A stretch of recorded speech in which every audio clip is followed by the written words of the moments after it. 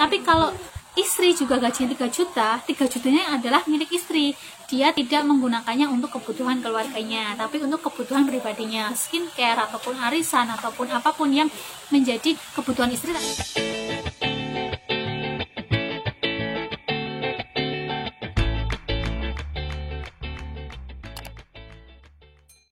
Assalamualaikum warahmatullahi wabarakatuh. Kembali lagi bersama saya Desi.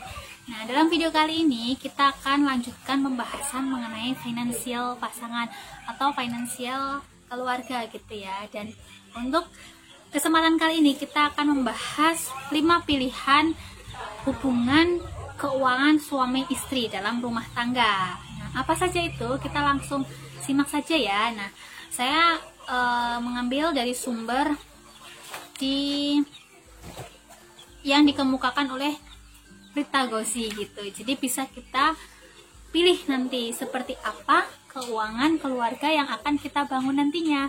Ada 5. Yang pertama adalah uang suami ditambah uang istri itu 100% untuk kebutuhan keluarga, atau uang istri dan juga uang suami digabungkan itu 100% adalah uang milik keluarga, uang bersama. Jadi misalnya suami gajinya 3 juta, istri 3 juta, berarti ditambahkan 6 juta itu untuk kebutuhan dan juga milik keluarga. Semua pengeluaran, semua apapun yang dibutuhkan keluarga itu diambil dari semua uang yang digabungkan tadi. Nah, kira-kira apa sih keuntungan dan juga kelebihannya? Untuk tipe yang pertama ini, keuntungannya adalah sumber daya keluarga kuat. Jadi akan banyak tujuan-tujuan keluarga tercapai. Karena apa? Karena semua uang yang dihasilkan suami dan istri itu digabung, maka kemungkinan peluangnya sangat banyak sekali untuk mencapai tujuan-tujuan bersama. Bukankah begitu? Nah, tapi ada juga kelemahannya loh. Apa sih kelemahannya? Jadi kurang kebebasan dalam alokasi belanja pribadi karena kadang timbul ketidakadilan. Maksudnya gimana? Kan tadi uangnya 6 juta itu digabung kan. Nah, kalau misalnya istri pengen mengeluarkan pribadi buat skincare misalnya ya, atau buat beli baju, itu kan harus ya memang harus dimusyawarahkan ya. Tetapi kalau misalnya kita punya uang sendiri gitu kan, jadi lebih enak untuk mengeluarkannya. Pun dengan suami, misalnya suami sesekali ingin kongko di kafe dengan teman-temannya, kan harus berkomunikasi dulu gitu. Nah, itu kekurangannya. Jadi semuanya ada kelebihan dan kekurangannya. Dan yang kedua, itu tipe uang suami 100% adalah milik keluarga, tapi uang istri 100% adalah milik istri. Nah, ini mungkin juga banyak juga ya yang menganut paham ini. Jadi kalau suaminya gajinya 3 juta, nah 3 juta itu adalah milik bersama, milik suami dan juga milik istri, digunakan untuk kebutuhan keluarga. Tapi kalau istri juga gajinya 3 juta, 3 jutanya adalah milik istri. Dia tidak menggunakannya untuk kebutuhan keluarganya, tapi untuk kebutuhan pribadinya, skincare ataupun arisan ataupun apapun yang menjadi kebutuhan istri tanpa izin suami untuk menggunakannya begitu. Lalu pasti ada juga kelebihan dan kelemahannya ya. Kelebihannya adalah suami semakin disayang istri, apalagi jika istrinya tidak bekerja. Jadi istri tidak punya uang, jadi suami disayang istrinya karena selalu memberikan uang dan istrinya akan menggunakannya ya uang suami itu, karena istri kan tidak berpenghasilan gitu. Kemudian kelemahannya, jika istri tidak pandai mengelola, maka kesehatan keuangan keluarga bisa terancam. Nah, karena istri tadi tidak berpenghasilan, kemudian uang suami 100% untuk kebutuhan keluarga yang diserahkan ke istrinya, dia tidak pandai mengelola, tidak pandai memanajemennya, maka ya kesehatan keluarga akan terancam. Karena apa? Bisa aja uang yang diberikan suami tadi digunakan istrinya untuk kebutuhan pribadi lebih banyak, padahal itu uang milik keluarga yang seharusnya dikeluarkan untuk kebutuhan sehari-hari, kebutuhan bulanan, investasi dan lain-lain. Tapi karena istri tidak pandai mengelola, malah kebanyakan buat kebutuhan pribadi, arisan dan lain-lain yang mungkin hal-hal yang tidak perlu ataupun tidak bermanfaat. Nah, itu akan mengancam keuangan keluarga. Nah, kemudian yang ketiga adalah tim suami 50-80% itu milik keluarga, sisanya disimpan suami sendiri. Terus kemudian istri 100% untuk istri. Jadi dua-duanya berpenghasilan, misalnya suami penghasilannya 1 juta, 80%-nya adalah uang keluarga dikasihkan ke istri untuk dikelola, dan 20%-nya itu disimpan suami sendiri untuk kebutuhan pribadi suami jika sewaktu-waktu memang ingin mengeluarkan untuk kebutuhan pribadi. Dan misalnya istri juga gaji 1 juta, nah 1 jutanya istri itu tidak digunakan untuk keperluan keluarga, tapi adalah milik pribadi istrinya. Suami tidak bisa mengganggu gugat gitu. Jadi ada sebagian kecil uang gaji suami yang disimpan oleh suami sendiri. Dalam hal ini gaji suami tidak 100% diserahkan ke istri untuk kebutuhan keluarga. Nah, positif negatifnya, yang pertama, positifnya suami masih merasa punya kendali untuk kebutuhannya. Jadi misalnya untuk kebutuhan pribadinya tadi ya, seperti kongkow dengan temannya yang memang kalau mendesak tidak harus izin istri, untuk ngopi, kalau misalnya ngopi di kafe misalnya lagi pengen refreshing kayak gitu, itu bisa digunakan sendiri.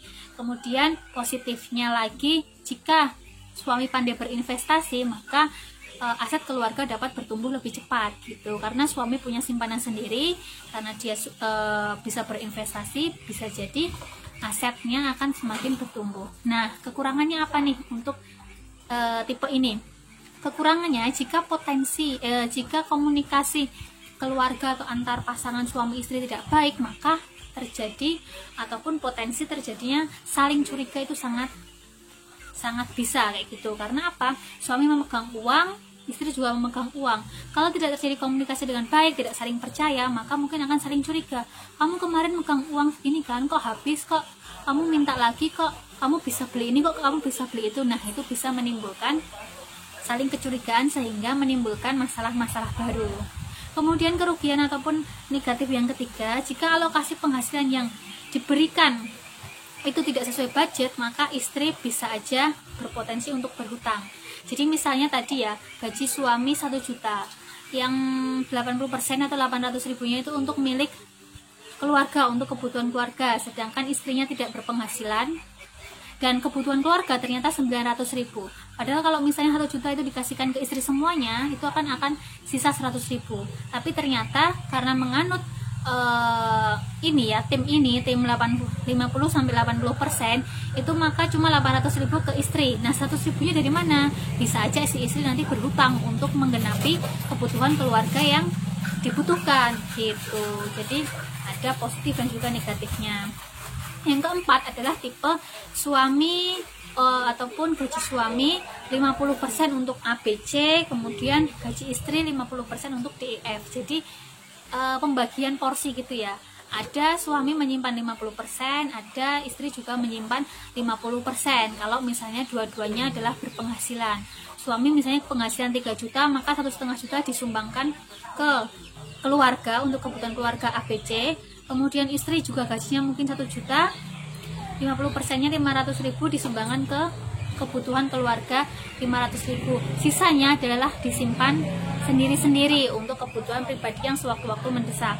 Nah, ini juga kebanyakan dianut oleh orang gitu ya. Jadi ada pembagian pos-pos tertentu. Misalnya nih, kebutuhan keluarga ABC itu dipenuhi suami, misalnya kebutuhan sekolah, tagihan listrik, kebutuhan bulanan itu yang membiayai suaminya. Terus kemudian istrinya 50% untuk DF tadi, misalnya istrinya untuk membiayai liburan ataupun tabungan gitu. Jadi meskipun 50% dipakai untuk kebutuhan keluarga, maka 50%-nya juga masih disimpan sendiri-sendiri. Nah, itu akan lebih aman gitu ya. Nah, tapi di sini ada kerugiannya, ada kelemahannya. Jika salah satu mengalami penurunan penghasilan, maka keuangan bisa berantakan. Iyalah, kalau misalnya tadi sudah diplotkan ya, kebutuhan keluarga misalnya 1 juta. Terus kemudian suami sudah menyumbang 500 ribu, istri menyumbang 500 ribu, kan 1 juta pas. Tapi kalau misalnya ada penurunan penghasilan nih, istrinya ternyata 1 juta itu tadi didapat dari online, ternyata onlinenya lagi menurun-menurunnya sehingga cuma menghasilkan 500 ribu. Masa semuanya ditaruh di kebutuhan keluarga? Kan tidak mungkin. Atau semuanya dipakai buat pribadi juga tidak mungkin. Nah, itu akan membuat keuangan keluarga bisa berantakan gitu. Tapi kelebihannya suami istri lebih bisa adil dan juga lebih bisa untuk dihargai gitu. Dan yang terakhir adalah tipe yang terakhir adalah istri taunya beres. Maksudnya gimana tahu beres? Nah, suami cuma membekali istrinya itu dengan kartu debit atau kartu kredit tanpa istrinya tahu cara membayarnya atau membayar apa saja istrinya tidak tahu. Yang tahu hanyalah istri memegang kartu debit atau kredit untuk memenuhi kebutuhannya pribadi. Pemenuhan kebutuhan keluarga sudah diatur oleh suami, di mana juga manajernya adalah suaminya. Jadi istri tinggal menggunakan uang yang ada di kartu debit atau kredit itu untuk kebutuhan dia pribadi atau kebutuhan-kebutuhan yang sudah disepakati. Nah, kelebihannya suami nyaman dan istri tidak banyak pikiran karena tidak mengontrol keuangannya. Suaminya juga nyaman karena istrinya juga tidak merengek-rengek terus untuk meminta uang kepada suami karena sudah dibekali uang di dalam kartu kredit itu gitu. Tapi kelemahannya adalah resiko keuangan keluarga berpotensi bisa ambyar jika mengalami masalah finansial suaminya gitu. Jadi bisa aja suami tidak bisa membayar tagihan-tagihan kredit debit yang sudah dilakukan oleh istrinya, bisa aja rumahnya disita dan lain-lain. Jadi semuanya 5 tipe itu tadi ada kelebihan dan juga kekurangannya, ada positif ada negatifnya. Intinya adalah kalian harus tetap berkomunikasi, mengkomunikasikannya dengan pasangan tipe yang mana yang mau diambil untuk menjalani rumah tangga ke depan. Apalagi sekali lagi ya, ini masalah finansial yang mungkin jika tidak dikomunikasikan secara keluarga secara baik, maka akan terjadi dan juga timbul masalah yang mungkin akan membuat keluarga berantakan. Sekian video kali ini, semoga bermanfaat. Kurang lebihnya mohon maaf. Terima kasih yang sudah subscribe, yang belum silahkan di subscribe agar saya semangat untuk membuat video-video yang lainnya. Assalamualaikum warahmatullahi wabarakatuh.